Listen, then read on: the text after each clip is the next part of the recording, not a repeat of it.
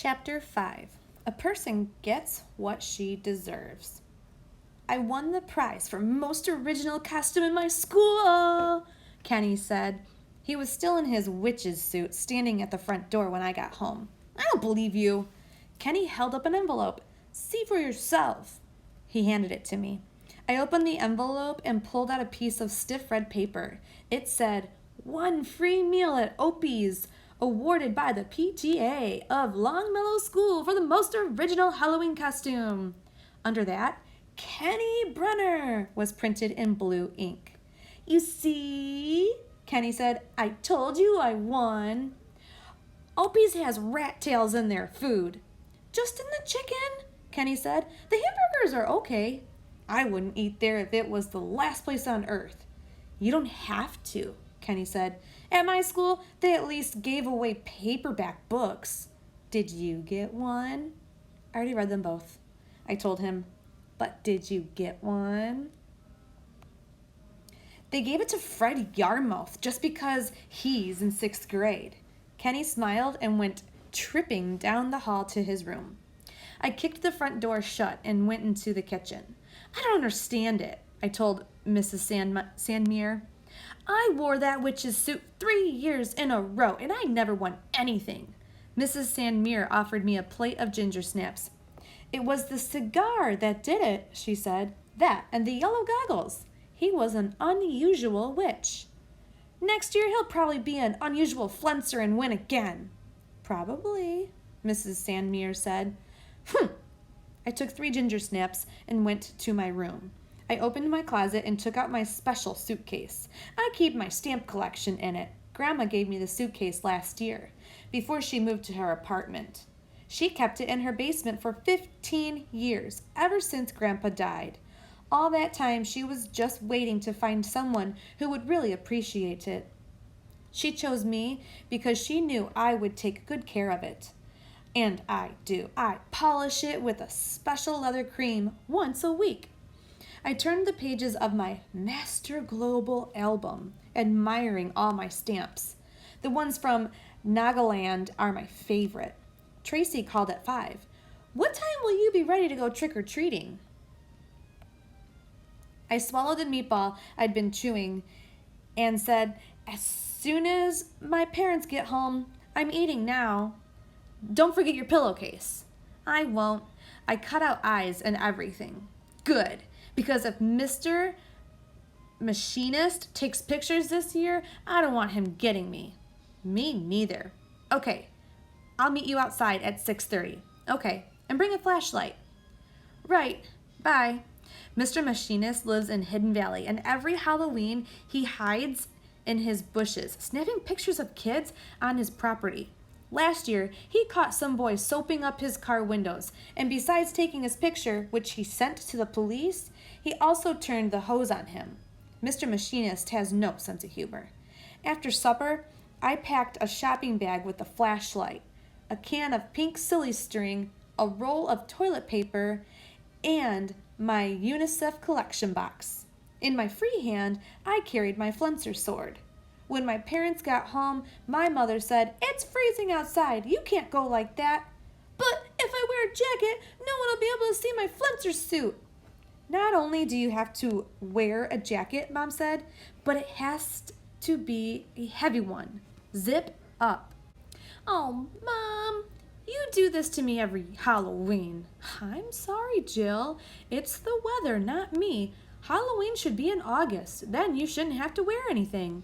"Ha ha," I said, pulling the pillowcase over my head. I put my flencer hat on top of that. "Are you sure you can see?" Dad asked me. "Hold up your fingers and I'll tell you how many," I said. My father held up 2. I said, 6, right?" And then I laughed, and so did Dad. "Gordon, I'm afraid she's going to suffocate in that getup," my mother said. "Can you breathe?" Dad asked. "Yes. I can see and I can breathe, and Tracy's waiting for me, so can I please go now?" "Have fun," my mother said. "But remember, if you're not home by 8:30, I'm sending your father to find you." "I'll be home, I promise." And I walked to the front hall and grabbed my heavy jacket from the closet. Kenny was standing at the door, waiting for trick-or-treaters. He never goes out on Halloween night. He says it's because he likes to answer the doorbell, handing out the candy and UNICEF money. But I know the truth. Kenny is chicken. He's scared of the dark. He really believes in witches and goblins and monsters. That's why he sleeps with his closet light on every night. I took 3 nickels from the bowl on the hall table. Hey, Kenny said, that's UNICEF money. I know it. I dropped the nickels into my collection box. Bye, chicken. Watch out for the wolf man. He just loves Halloween. I snorted and jumped away as Kenny tried to slug me. It was a very dark night. There was no moon, and there aren't any street lights in our neighborhood. I think we should head straight for Hidden Valley, Tracy said. There aren't enough houses to bother with around here. Agreed. We took turns holding the flashlight. Mrs. Wu had made Tracy wear a heavy jacket, too. All you could see of her big bird suit was a bunch of yellow feathers hanging out. She had her pillowcase over her head, same as me, but she had taped a few feathers on the top, sort of like an Indian headdress. When we got to Hidden Valley, it was easier to see because most families there have lampposts down by the road. You brought the eggs, didn't you? I asked Tracy. Yes, 6 of them. Do they smell bad? I don't know. When we crack them, we'll find out. They should be rotten by now. I've had them in my dresser drawer for a month. Good. There are some things I would never do on Halloween. I would never smash a carved pumpkin. I know how that feels because last year somebody swiped both pumpkins off our front porch and smashed them all over the road. This year, me and Kenny got smart. We put our pumpkins in the window where they'll be safe. Also, I would never mess around with little kids, trying to steal their loot. That's mean. But nothing is too mean for Mr. Machinist, which is why Tracy and I plan to crack eggs in his mailbox. He deserves it. He won't give to UNICEF, and if ever there was a person who'd put razor blades in apples, it's him. I'm not allowed to eat much of anything I collect trick-or-treating, especially apples. Mrs. Sandmere makes them all into applesauce. So far, she's never found a razor blade, but my mother says there are crazy people all over, and she isn't taking any chances. Mr. Machinist's mailbox is next to his driveway by the side of the street. It says, Machinist, in small stenciled letters. Tracy took out an egg and handed it to me. Ready for action? I looked around. Sure, that Mr. Machinist was lurking behind a tree, just waiting to jump out and snap my picture. But I didn't see anything, so I said, I guess so. Tracy took another egg out of her bag and held it herself. You go first, she told me. I put my shopping bag and sword on the ground. Then I opened Mr. Machinist's mailbox. It squeaked. Go ahead, Tracy whispered. Do it. I expected a flash bulb to pop in my face as I cracked the egg and dumped it inside. The yolk broke and dripped all over. Now you go, I told Tracy. Tracy cracked her egg and threw it inside the box too. We looked at each other and then reached for 2 more eggs and did the same thing again.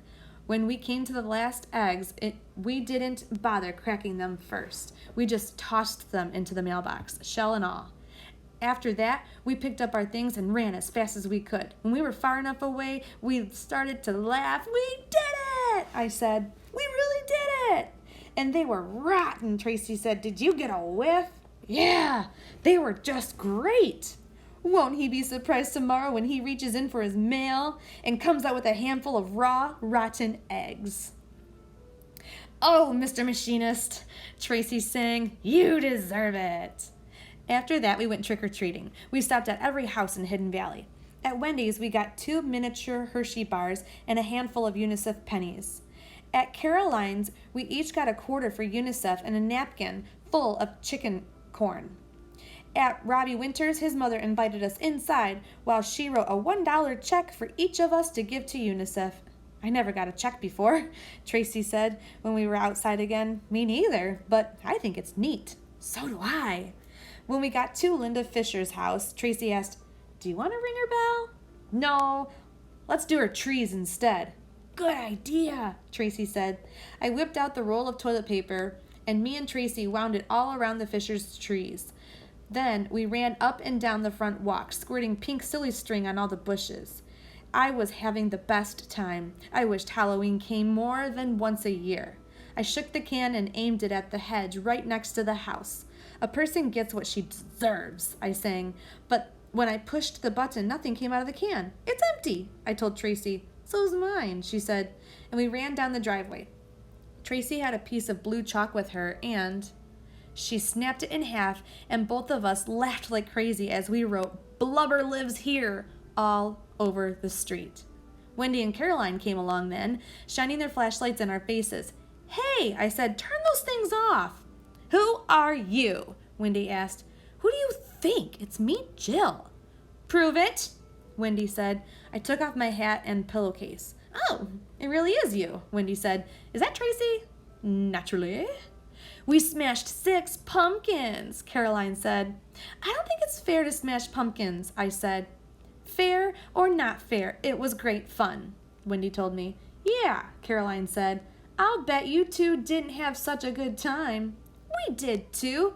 We had a better time," I said. "Doing what?" Wendy asked. "Me and Tracy put 6 eggs in Mr. Machinist's mailbox." "You did not," Wendy said. "We did too." "I don't believe you." "We can prove it, can't we, Tracy?" "Yeah, we'll show you." "Wait a second. I've got to get my pillowcase on straight," I said. As I was adjusting it, I looked up, and there was Linda in an upstairs window watching everything. "Hey, there's Blubber." "What a chicken," Caroline said, "inside on a Halloween night." "Come on," Tracy said. "Let's get out of here." We raced to Mr. Machinist's house, and when we got there, I pulled his mailbox open while Tracy lit it with her flashlight. "Well," I said, "there's the evidence." "You really did it," Wendy sounded surprised. "We told you," I said. Suddenly, a man jumped out from behind a tree. "Hold it right there," he called. "Run!" Wendy hollered, and she and Caroline took off in one direction, while me and Tracy ran in the other. "Don't look back," Tracy said, breathing hard. "He's got a camera." "And a hose," I told her as the water hit me. When I got home, I sneaked in the back door and ran for my bedroom, where I changed into my robe. Then I scooped up the pile of wet clothes from the floor and carried it to the laundry room. I tossed everything into the dryer. Just as I was about to turn it on, my mother walked in. "Oh, hi, honey. Did you have fun?" "Yes," I said. "Lots." "I didn't know it was raining out." "It's not." "Then how come your clothes are in the dryer and your hair's all wet?" "Oh, that?" I said, touching my head. Or shouldn't I ask? "I really wish you wouldn't," I told Mom. She smiled and shook her head. Then we went into her bathroom and she dried my hair with her blow dryer.